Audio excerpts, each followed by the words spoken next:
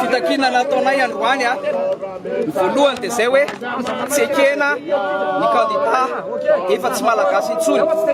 Ny faharoa tsy atopisana intsony ny fitsarana avo momba lalam-panorenana. Ny fahatelo tsy atopisana intsony ny voamera maleo tena mikarakara ny fifidianana. Ary ny fahaefatra farany tsy atopisana intsony ny gouvernemanta fiaraha-mitantana.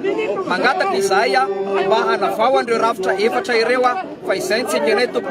Efa tapitra ny lalana ara-dalàna sy ara-drariny rehetra.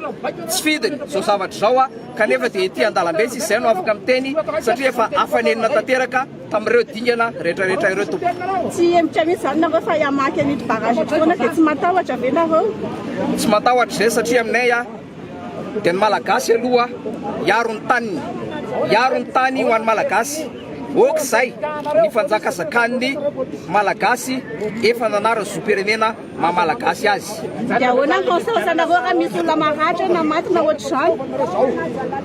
Tsy anjaranay raha misy maty eo satria ny anay fitakina milamina fa tsy anjaranay fanjaran'ireo aorian'ireo. Anjaran'ny fitondram-panjakana mijoro amin'izao fotoana izao. Tsy maintsy fifidianana ihany ny vahaolana.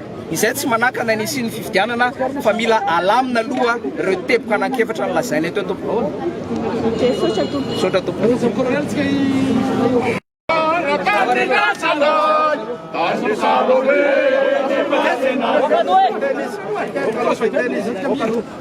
Amin'izao teo zava-misy zao a dia mijoro eto ny tenako. Rakoto Arsofaniry Alban misy olo tena ny candidat Brunel Razafitsendrofa zay efa miazakazaka miverina fa avy any Kongo izy namonjy ilay festival na hoe Soriba. Misy olo tena azy eto ny tenako ankehitriny manamafy an'izao hetsika fitakina ny hoe tsy ekena ny candidat nanary ny zoom-pirenena maha-malagasy azy. Averiko indray mandeha tsy ekena ny candidat nanary ny zoom-pirenena maha-malagasy azy.